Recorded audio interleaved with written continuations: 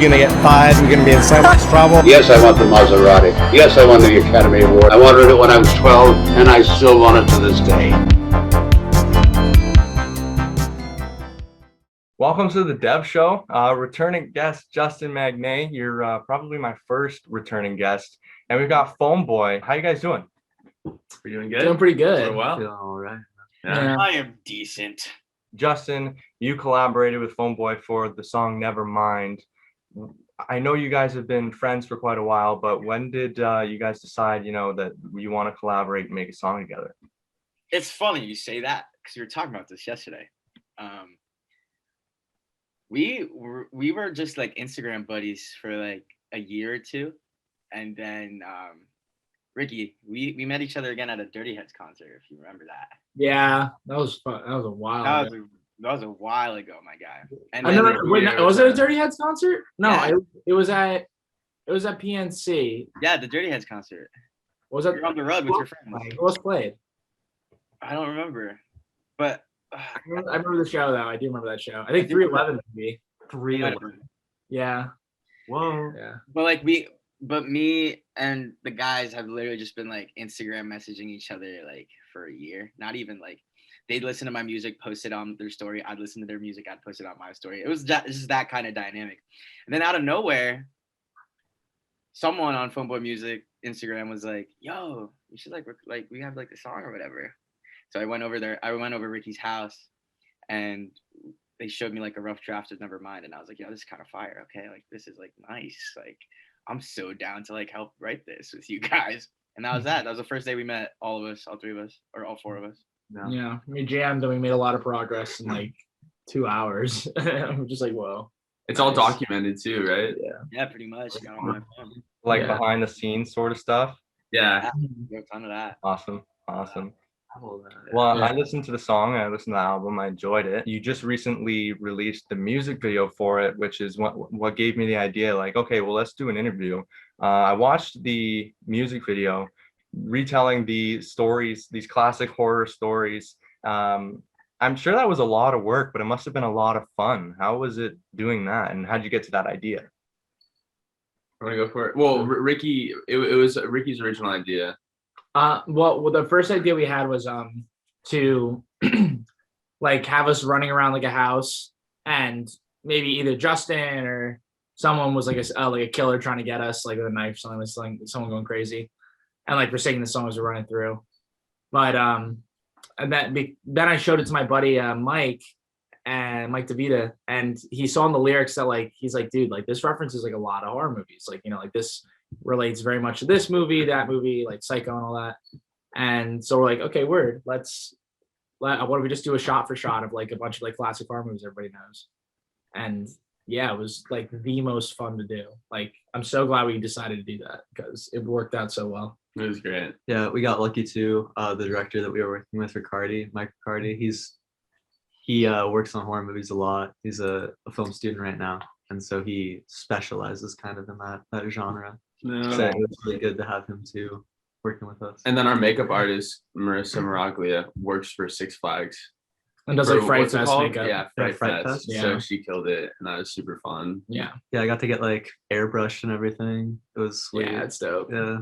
Yeah, I was going to mention, like, it looks like really high production value, which is like just the quality of the video. But that makes sense. You had guys who really knew what they were doing on that. The process of filming, were you guys doing this? Did you film it during COVID, or was this? Well, obviously you did it during COVID. It's been a goddamn year. Yeah, we filmed it around late February. Right.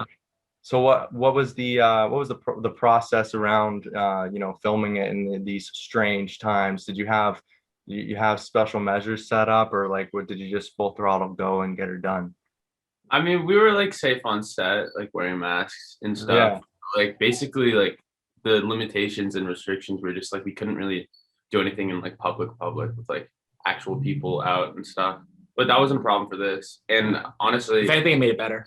yeah, there's that. And also we were able to rent like a movie theater for like super cheap. Yeah. Because of COVID. I'm not gonna shout out COVID, but like that was Definitely not. no. Yeah, we definitely worked around the restrictions we had Mhm. to film, and did a good job. Yeah, we had a really small. I mean, there are only 4 people, 5 people, I guess, 6 people in the video. Mhm. So we had a really small cast. Only had the necessary folks. You know what I mean?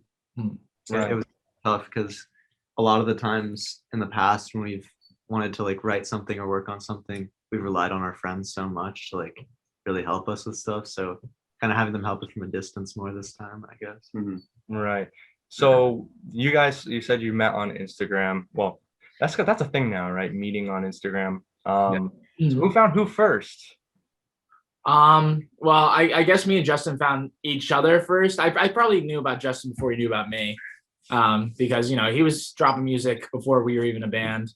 You know, making stuff, and I'm like, damn, this is awesome. Like Kid from Tom's River, like that's dropping some cool pop music, like that's sick. And then, you know, we came to be, and I was like, check out this guy from my hometown, like he's a great singer. And they're like, oh word, yeah, he's some good music. Oh, I was jealous when I heard him. Yeah. I was like, damn. Bro, I was jealous of you guys, Nice. bro. What? Got the bagpipes. I was so jealous of y'all, bro. Oh, thanks, dude. Wow. Well, we're jealous of you too, man. We wish we had the vocal range. Justin, how'd you prepare for writing this piece for Phoneboy? I didn't. I actually did not prepare at all. They hit me up with like, yo, come over or whatever. And we could just hang out. And I was like, all right, for sure. Don't know any of these guys really. Me and Ricky actually met at a high school party with a mutual friend of ours. Yeah, that was like 6 or 7. Who's the years friend? ago. Matt Cotillo. Macatillo. That was a while ago. And Yeah. never heard from Ricky ever since then. You know what I mean? Like it was like another few years until me and Ricky like met up again. But when we first started writing the song, I was just like, I came in there like super like empty minded. Like I didn't really think anything of it. Like it was just like a normal like hangout session with some guys. And then when I heard the song, I was like, yup, yeah, that's catchy. Yeah, for sure. And then normally in my creative processes, like if I have like people that I can bounce ideas off of, I work even better. So when Ricky was talking about how like we made so much progress in like the 2 hours that we all hung out that night, it's because we made a ton of progress that night. You know what I mean? Like it was just like we finished the song that night, I think. Almost. Yeah, like Real 95%. close. Yeah. We did like the form of the song, but like other than that, like everything was already set in stone in the few hours that we just like talked. Yeah. Mhm. So I remember when we were all jamming on my stoop, like Yeah. the front porch. The stoop. Yeah. The stoop. And we were like playing guitar, and we're like, all right, so what do you think? And then Justin took like this like dramatic pause, and he's like, it's a hit. That's a hit. You guys, That's exactly. Yeah, That's exactly what I said. That's exactly what I said. And I thought I 100% stand by. I said like, Nevermind is a hit, bro. Timeless piece. If you guys had to explain kind of the meaning behind the song or a story, the story behind it, how would you explain that? I started writing it out in California. I went to stay with California and went for a couple months in the summer. And I wrote the guitar riff, like the intro riff and everything. And the verse it can be attached to really anything, but like a big theme I think is just like, you know, how do you explain this? Like just like a girl in your life or like, you know, a significant other in your life that like you have this like really weird toxic relationship with, like you keep chasing and then, you know, you keep getting rejected, but then, you know, like then you do the same thing back and it's like, you know, it's just this never ending game of like, I guess phone tag essentially. But that can be attached to like anything you have like a toxic relationship with, you know, like yourself or just like even like substances, anything like that. I think it could work for anything. Yeah. Right. You made a reference there to Nirvana, right? You want Nirvana, but never mind. Did you draw any inspiration from any other artists? There was a lot of horror movies referenced in the music video, but what artists did you draw any inspiration from? Good question. Not Nirvana. Yeah, and it's funny that lyric is in there because there's a Nirvana poster in my basement, and we were trying to figure out the last part of the chorus, like, oh, well, the word's gonna. And we wanted the word never mind, right? Well, no, I mean, yeah, or like something that rhymed with it. I don't know if you want. Yeah. Yeah. But then Ricky looked up at the post. No, Justin looked up at the I think it was poster. Justin. And Justin Yeah. sang like, oh, or Oh, is that something, what something about Nirvana. Yeah. And then I was like, oh snap. I want Nirvana, never mind. And then we were like, oh, that's it. Mhm. Yep. That's the end, bro. That's the chorus.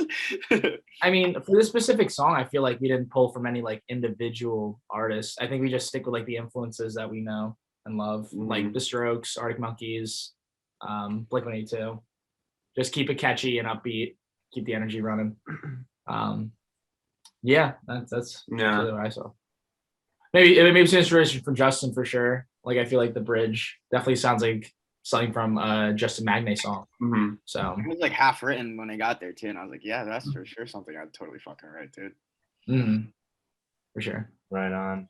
So I talked to Justin before, actually, right when this whole kind of lockdown or went down, we talked during our whole Outer Banks craze, and I learned a little bit about why he got into music, what he loves about music. I'd like to hear kind of how you guys, because this is my first time meeting you. It's nice to meet you, by the way. I'm Devin. How did you guys, each of you, find your inspiration in music, and how did you find each other? That's a good question. Like individually, I started in 5th grade. My buddy's like mom is like or me and James's buddy, Felix, his mom Linda is like a renowned like composer. And she's like we're super close with her, and she like encouraged us to like be in a band and stuff. So we basically played in like James and I played in a band together from like 6th grade to like 10th. Yeah, around grade. Maybe a little earlier than that. Yeah. But we were still making music in high school together. So yeah. We've been playing together for a while. But then when Win went out to college out here on the East Coast, met Ricky. They started writing shit, brought it back to the West Coast that summer. I started working on stuff, and that's sort of how Phoneboy. That's how we all started playing on the same song. That was Acid Girl. Yeah. I luckily came out to college here next year. And now we're Phoneboy. Yeah. So that's how we started playing together. But as far as like inspirations, I mean, you can go. Yeah. I mean, just to add on to that, it's funny because I remember like in freshman year of college, me and Win wrote a bit. We wrote a few songs, a few ideas for other songs, and I never met James before, and James over that summer recorded the bass for our first song, Acid Girl. And then come sophomore year, Win has an apartment and he throws like a little party at his place. He's a rager. And awesome. At this point, James is a freshman at Fordham. And Win is like, yo, I'm gonna invite James over. Like, you should totally meet him. Like, he's sick. Like, he plays bass like killer. And I'm like, okay, word. Like, you know, like I like Win. I like his friends. Why would I not like this friend?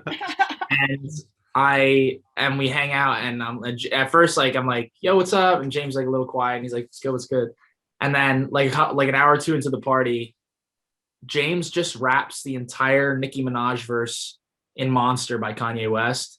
Yeah, and that actually sealed the deal for me. I was like, this kid, okay, so this kid's wild. This kid's awesome. And yeah, and then it was just basically this instant. Like I was like, okay, you're in. Like we're gonna make a band together. That's what's gonna happen. There's a little rash. Little rash in the back. I think we jumped the gun, but it worked out. Yeah. If I hadn't already been playing on a Phoneboys song, that would have been a weird way to make the decision. Yeah. Yeah. When did you see that though? Like, I'm a monster. Like you can't teach that. You can't say no. That's not something you learn. That's something you are. But in terms of inspirations, when I was younger, my mom taught me 12-string guitar in 2nd grade, and I just like learned from there. And I played in a few like fun bands in high school with my friends. That was really it. I had no really any experience songwriting or anything going into college. I didn't know how to read like treble clef for guitar. I still don't. And then I met Wen, and I was like, oh, it's not that I'm bad at writing songs, just I didn't know how to write songs. And then like it clicked. And then we wrote songs. Yeah. You guys make bangers after bangers. Bro, are you talking to yourself right now? Nah, bro. Mirrored images. Can we just spend like 30 minutes just like gassing each other up? And then that's the interview, and it's like, Ricky, your glasses, fire. Justin, but look at your glasses, bro, translucent. When your shoulders super broad. Oh, wait. What about now? Now I look mini. Proportions are off, but it still makes sense. James, flames for hair. Like, they're gas. It's all gas right there. What about you, Lynn? Oh, An inspiration. an inspiration. Yeah. I would say,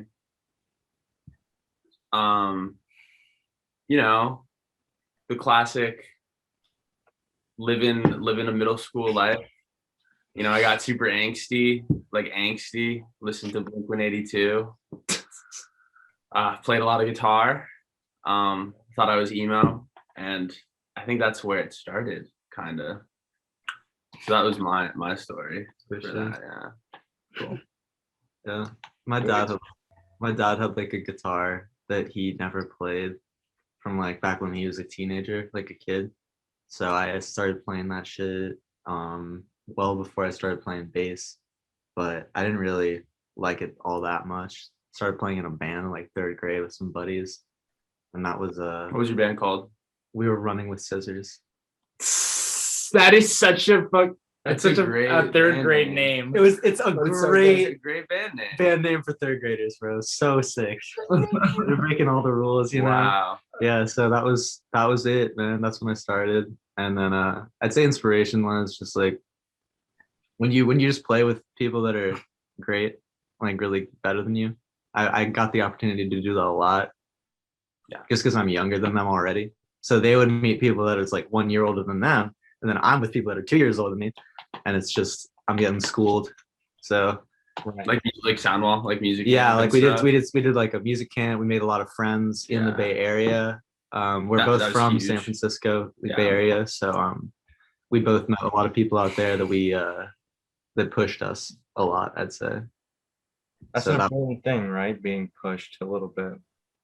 Yeah, Definitely. you got to be uncomfortable. You got to like feel shitty about your own musical abilities to get better. So Yeah. Yeah, that's fair. I was talking to an artist about a week ago, Liam Lauren Hall. She was on The Voice. And she said something to me that kind of made me think, and I wanted to see what you guys thought on this. And it's basically just how artists and creatives kind of judge themselves on their last project. Does that kind of, you guys kind of relate to that in a way? Yeah, like your most recent stuff. Yeah. Absolutely.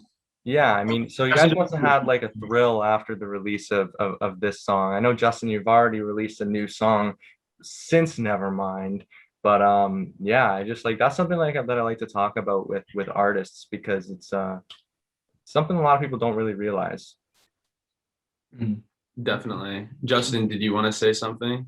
Yeah, Justin. Shit, Devin, what a fucking great question, bro. Yeah. Like, all right. I was talking this to Ricky last night too. Oh, actually, Ricky and Win. But how like I feel as though the progression from the start of the career to like where we are at now is just like I don't really like half the shit I've put out before anymore. You know what I mean? Because like you learn a lot of shit on the way and then you just apply it to, the present. So it's like if I had the knowledge that I do now, I would love to recreate the tracks I made back in the day, make it sound even better because like it's so hard to think like in the present you feel like you're at your best. You know what I mean? And then like tomorrow you could be even better type of thing.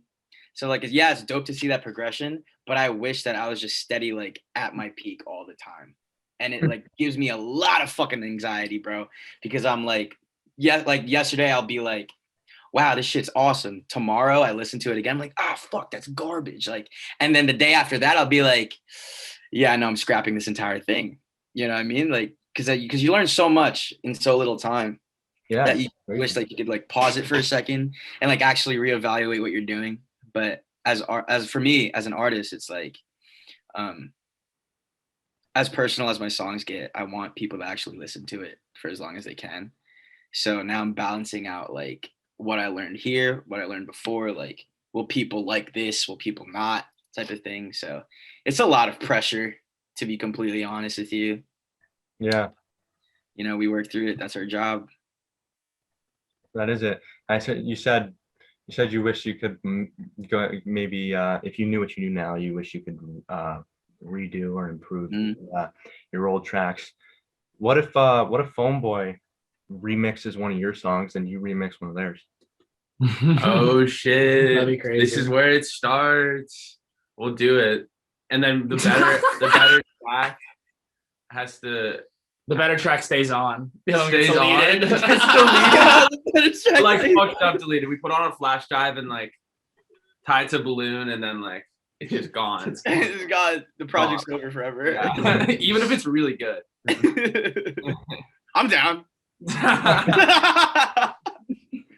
I'm an arrangement for sweaters on, bro. Like we get like Indie Boy. That's gonna be easy. Oh, yeah. Oh, yeah, Indie Boy's fine. You guys can totally fuck Indie Boy up, bro. That's a really good question though. Like I mean, because it's so true. It's so accurate. Like I just want to bring it About up. the Like, last release. I mean, like it just going yeah. from release to release and Yeah. being like, whoa, we're going Even up. single- Like everything's single- a step up. Yeah. Because I remember when we were like first doing Acid Girl, like our first song, and Wynn's like, yo, check out what I just sent you. And it was like unmixed, just like the guitar and like the drums and like some like mock vocals. And for that song, and I actually like jumped around my girlfriend's basement at the time and was like freaking out. I was like, no way, we have drums, we have guitar. It sounds so good. It sounds so good. Looking back on it, it's the worst. Really bad. Yeah, it was bad. It was Yeah. so bad. And I'm like, why was I so excited? I mean, I get why, but like the point being that like every single time, like Justin said, every single time you go forward, you realize that you're like advancing, like you are learning stuff along the way, whether you know it or not. Your brain's making some kind of connections because like you think about songwriting differently every time you reapproach it. With more experience, knowing what doesn't work and what does, and what can work, and what can't. So yeah, I think it's a really cool question. Cool. Yeah. So how long do you think you were working on just Nevermind? Like how many months or how long has it been since you first wrote it down? From the first conception of anything in that song, The summer. it was like July. So July to March, right? Right. Yeah. Yeah, July to March. It was finished like being recorded in October, and then it's just the mixing process. But the song, it like we took fragments of like different parts of different songs that we were working on and added them into Nevermind.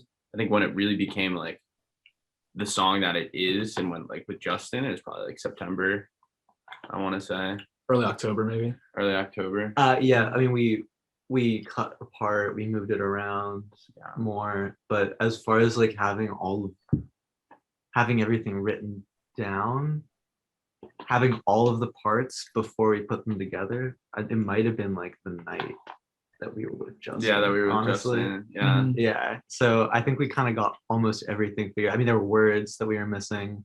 Yeah.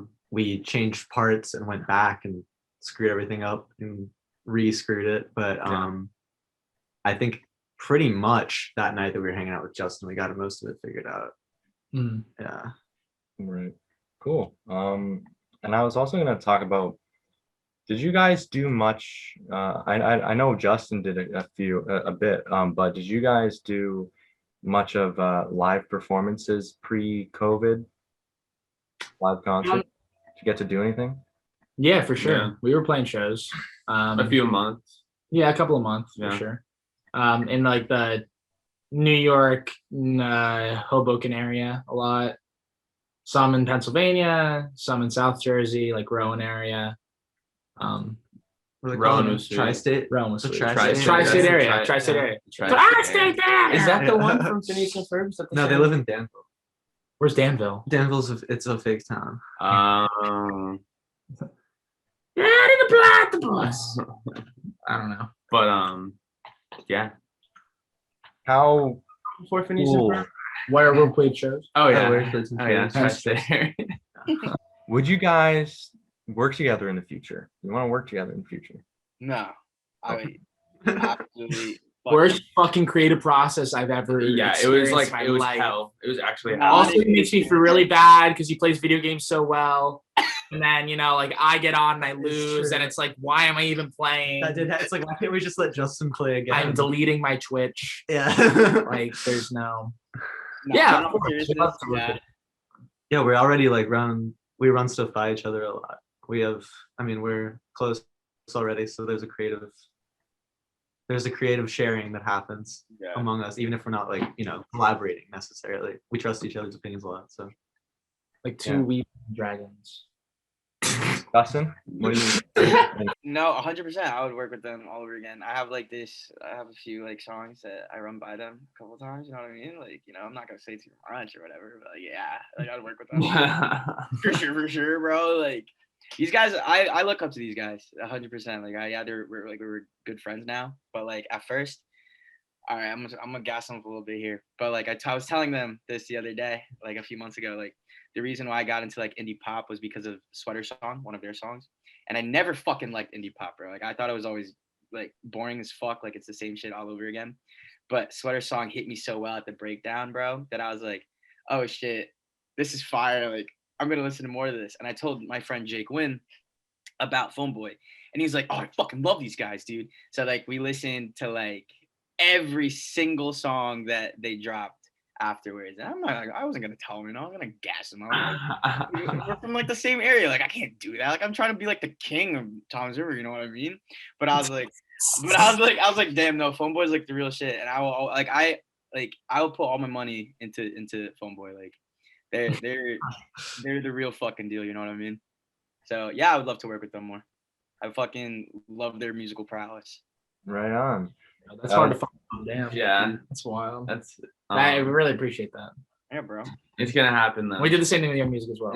Yeah. also, when like that album dropped with like Indie Went, I feel like we were all like, Oh, that was so "Oh, fun. shit." Yeah, we were all vibing. This is for awesome. sure. Yeah. Also, we gotta play it live at least once. Oh, Yeah. for sure. Together.